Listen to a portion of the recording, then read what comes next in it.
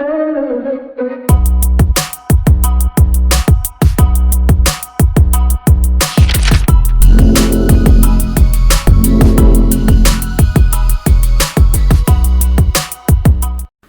आज है 11 मई।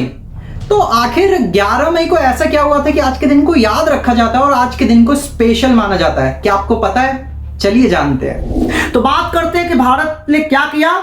तो उस दिन भारत ने परमाणु परीक्षण पोखरा में जबरदस्त तरीके से किया और वो पोखरा परीक्षण की गूंज पूरी दुनिया ने सुनी, जिसमें से अमेरिका सबसे आगे था। आज के 23 साल पहले की अगर हम बात करते हैं 1998 की 11 मई को, तो नेशनल टेक्नोलॉजी डे, राष्ट्रीय प्रौद्योगिकी दिवस के रूप में 11 मई को हम मनाते हैं। और भारत के परमाणु परीक्षण के द्वारा ही भारत विश्व के 6 शक्तिशाली देशों में शामिल हुआ।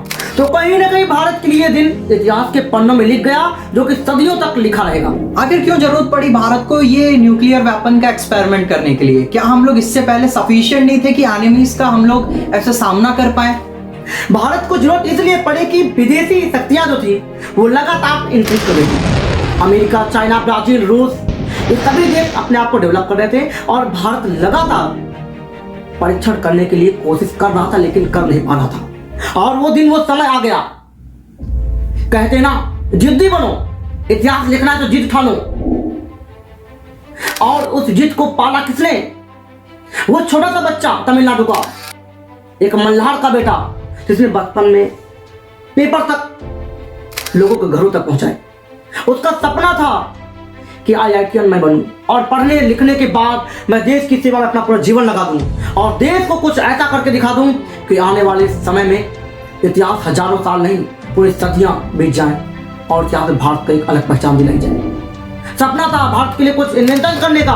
1984 में उसने मिसाइल की खोज की थी, उसका नाम मिसाइल मैन पड़ चुका था। लेकिन अभी भी कहीं ना कहीं उसके मन में एक मंथन चल रहा था कि हम ऐसा क्या करें देश के लिए कि जिससे भारत विश्व के 6 शक्तिशाली देशों में शामिल हो जाए। बात आ गई 1998 की उस परीक्षण की, जिसको पोखरण परीक्षण के नाम से जाना गया। और प्रधानमंत्री जी के साथ लगातार बातचीत चलती रही, अटल बिहारी जी के साथ, कि क्या हम परीक्षण करें। लेकिन वहां से भारत के पास यूएन लगातार सपोर्ट नहीं कर रहा था। अमेरिका चाह रहा था कि हम इस परीक्षण को रुकवा दें। लगातार सैटेलाइट सिस्टम अपने लगा दिए, लेकिन फिर भी कहते ना, जिद्दी बनो, इतिहास लिखना तो जिद को पालो। और जिद को इंक्रीज किया, बढ़ाया और जिद के माध्यम से उसने इस परीक्षण को अंजाम दिया। हम लोग जानते हैं भारत एक बहुत बड़ा देश है, यहाँ पे कहीं पे भी हम लोग एक्सपेरिमेंट कर सकते थे, पर सिर्फ पोखरा ही क्यों चूज किया गया, और वो भी दूसरी बार? अब बात कहीं ना कहीं दोस्तों आपके सामने आ रही होगी कि भारत ने पोखरा को ही क्यों चुना। इसके पहले 18 मई 1974 इस्माइलिंग बुद्धा, भारत का पहला परीक्षण पोखरा में ही हुआ था। और उसमें क्या हुआ था, यूएन के 5 सदस्य हमारी टीम में शामिल थे। लेकिन इस बार भारत ने यूएन को बताया नहीं और परीक्षण करने की सोच ली। क्यों? देश हमारी, जगह हमारी, सेना हमारी, इंजीनियर हमारे, साइंटिस्ट हमारे, राष्ट्रपति हमारा, प्रधानमंत्री हमारे, तो हमें किस बात का डर? क्यों ना करें हम? दुनिया को हमने सिखाया सब कुछ, तो हमें किससे सीखने की जरूरत है? और ये कहीं ना कहीं गाइडलाइन मन में चलती रही हमारे अब्दुल कलाम जी के दिमाग में। कहते हैं कि जिस समय परीक्षण चल रहा था उस समय अमेरिका ने लगातार अपने सैटेलाइट छोड़ रखे थे और वो लगातार कैप्चर कर रहे थे सीन को। कैप्चरिंग करते हुए उनको ये लगा कि भारत कुछ, क्योंकि वहां पे गतिविधियां लगातार हो रही थी, तो लोगों को पता लगना चाहिए था कि ये गतिविधियां आखिर क्यों हो रही थी, हलचल क्यों हो रही है। भारत के सैनिकों ने दिमाग लगाया, साइंटिस्टों ने दिमाग लगाया और प्याज को उस रेत के ऊपर बिछवा दिया।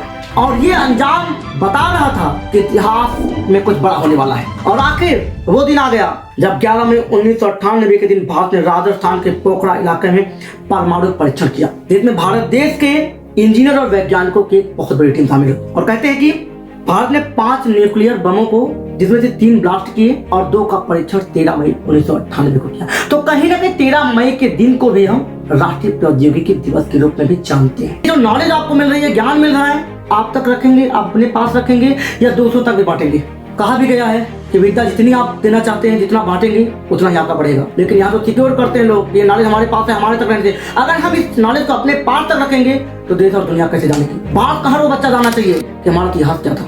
इस्माइलिंग बुद्धा को ही पोखरण फर्स्ट के नाम से भी जाना जाता है। 98 में जो परीक्षण हुआ उसको पोखरण द्वितीय के नाम से भी जाना जाता है और दूसरा परीक्षण भारत ने 1998 में किया था। और वहीं इस पूरे मिशन को ऑपरेशन शक्ति 98 के नाम से जाना जाता है, क्योंकि 98 एक सन था और वो सन को एक बहुत बड़ी घटना हो चुकी थी, एक ऐतिहासिक घटना जिसने पूरे विश्व को हिला के रख दिया था कि भारत विश्व के 6 शक्तिशाली देशों में शामिल हो गया। तो हमें गर्व होना चाहिए कि भारत का ऐसा इतिहास रहा है और बहुत दिन बीते नहीं है, ऐसा कुछ कर जाओ कि आपका भी इतिहास भारत के स्वर्णिम इतिहास में लिखा जाए। इन 5 परीक्षणों में से एक संलयन बम और बाकी 4 विखंडन बम थे। भारत सरकार ने 11 मई 1998 को पोखरण परीक्षण करने के बाद आखिर में 2 बमों का परीक्षण 13 मई 1998 को किया और परीक्षण कंप्लीट होने के बाद सफलतापूर्वक जब पोखरण परीक्षण हो गया तो प्रधानमंत्री अटल बिहारी वाजपेयी ने प्रेस कॉन्फ्रेंस के जरिए भारत देश को परमाणु राज्य का ऐलान कर दिया और ये बात मीडिया के द्वारा पूरे संसार में फैल गई, पूरे विश्व में फैल गई। विश्व के सभी देश इस चीज को जान गए और इस पे आपत्ति किसको हुई सबसे अधिक? अमेरिका को। लेकिन चाह कर भी वो कुछ नहीं कर सकता था क्योंकि हमने परीक्षण कर लिया था, हम सक्सेस हो गए थे अपने मिशन में। और क्या सिर्फ इस एक्सपेरिमेंट की वजह से आज के दिन को हमें याद रखना चाहिए? कुछ और रीजंस भी थे जिसके लिए आज का दिन बना बहुत स्पेशल।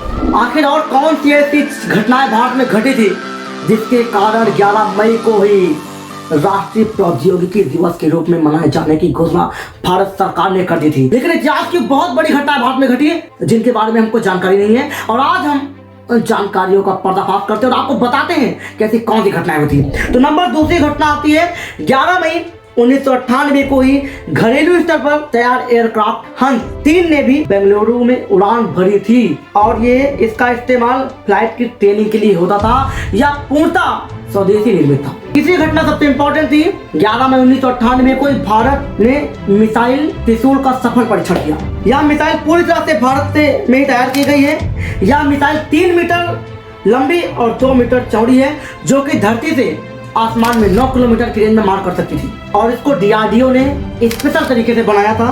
इसका आखिरी परीक्षण डीआरडीओ के द्वारा ही किया गया और इसे भारतीय थल सेना और वायुसेना में शामिल किया गया था। तो इस दिन 3 बड़े बड़े परीक्षण हुए। इन परीक्षण के अकॉर्डिंग ही 11 मई को हम राष्ट्रीय प्रौद्योगिकी दिवस मनाते हैं। दोस्तों एक छोटा सा ट्रिब्यूट है ये हमारी आर्मी के लिए, हमारे डिफेंस के लिए और एपीजे अब्दुल कलाम के लिए, उन सारे साइंटिस्ट के लिए जिन्होंने इस प्रोजेक्ट में अपना योगदान दिया। अगर आप भी इस ट्रिब्यूट पे हमारा सहयोग करना चाहते हैं तो प्लीज इस वीडियो को शेयर करें और अपने अपने एटलीस्ट व्हाट्सएप स्टेटस पे लगाएं। Thank you.